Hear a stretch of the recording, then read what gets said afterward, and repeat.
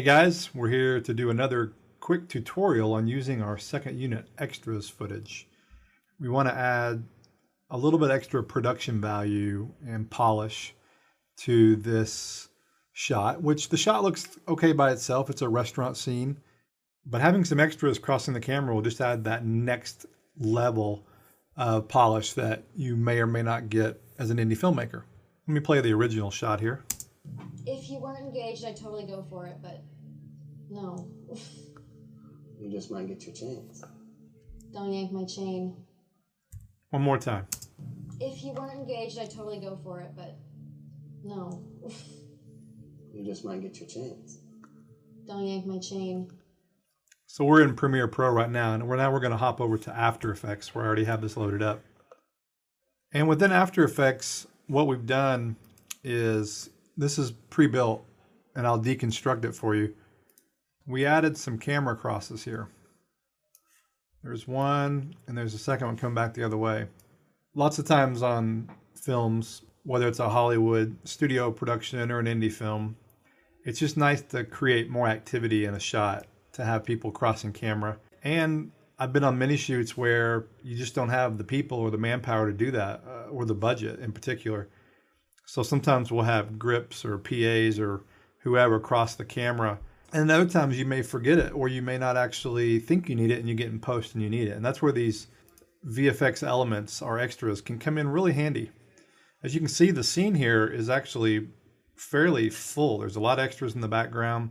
There's nice lighting, and adding these camera crosses can just create a little more depth, a little more dimension to the shot. So let me show you what I did here. This is the first shot.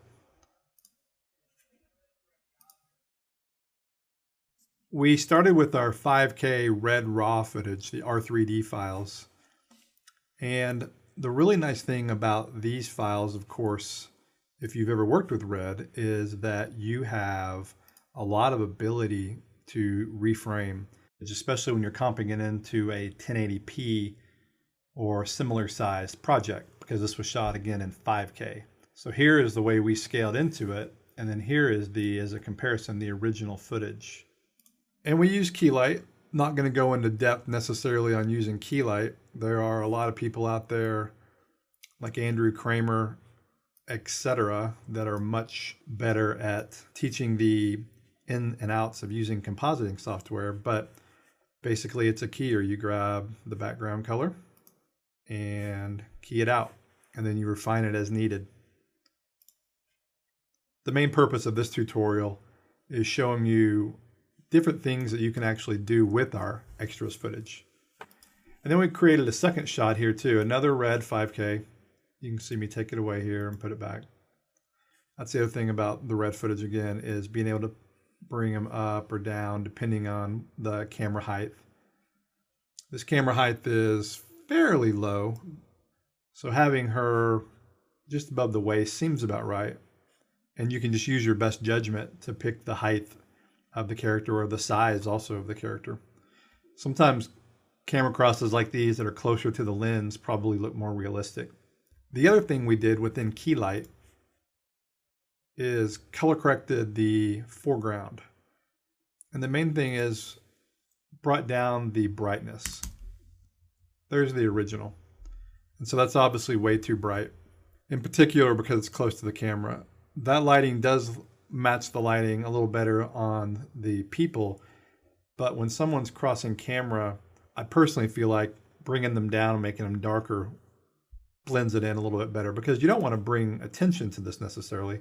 This is almost like a subliminal creation here, to where the viewer just feels like it's a bigger scene, just feels like it adds production value. So bringing that down, that feels about right. Again, this is completely subjective when you're color correcting or positioning the extra.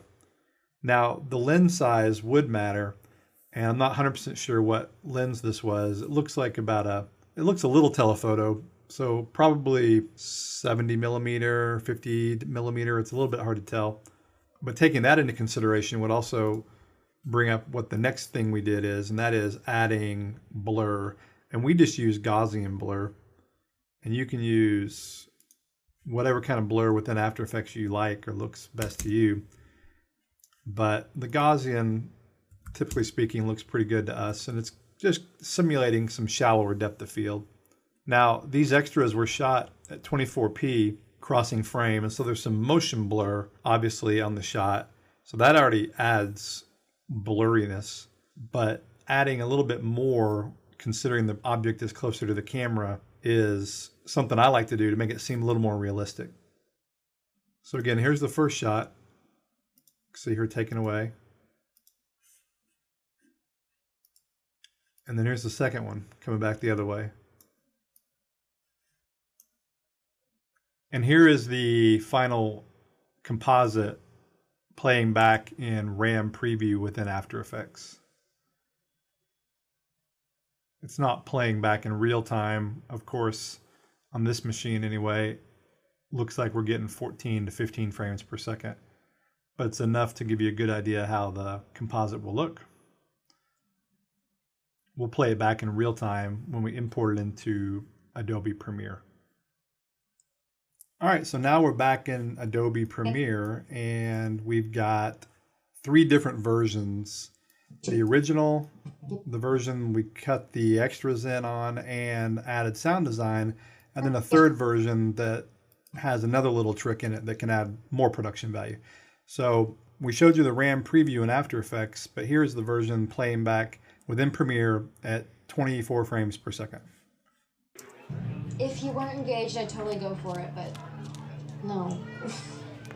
You just might get your chance. Don't yank my chain. So the one thing we did to add even more realism is some very, very general basic sound design.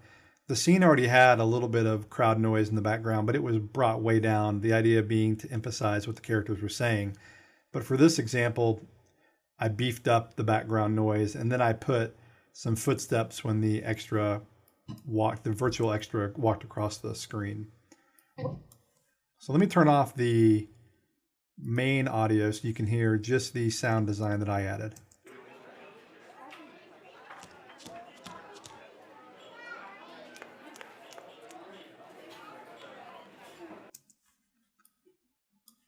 And now I will do just the footsteps.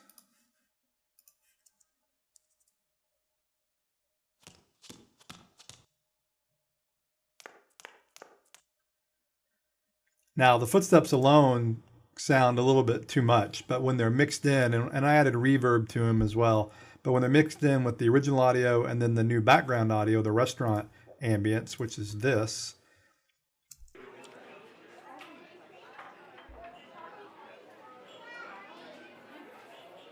it all sounds much more believable. So again, this is just really basic, but this is showing you what you can do and how you can make these extras come to life. So let me show this one more time. If you weren't engaged, I'd totally go for it, but no. You just might get your chance. Don't yank my chain. So the last thing I want to show you is one other little trick to add production value, and that is doing a digital zoom, but you don't want it to look like a zoom. You want it to look like a dolly. If you do too much, it'll look like a zoom, and we're not really fans of zooms unless it's a snap zoom or something like that, like in a spaghetti western. But if you add a subtle zoom going from like 100 to 110, just a little 10% push in, it can cheat and make it look like a dolly. And that's what we did here. Check it out. If you weren't engaged, I'd totally go for it, but no. You just might get your chance. Don't yank my chain. All right, so there you go. I'm going to play this all the way through with the 3 different versions, but it gives you an idea of how to use our second unit extras. If you weren't engaged, I'd totally go for it, but no. You just might get your chance. Don't yank my chain. If you weren't engaged, I'd totally go for it, but no. You just might get your chance. Don't yank my chain.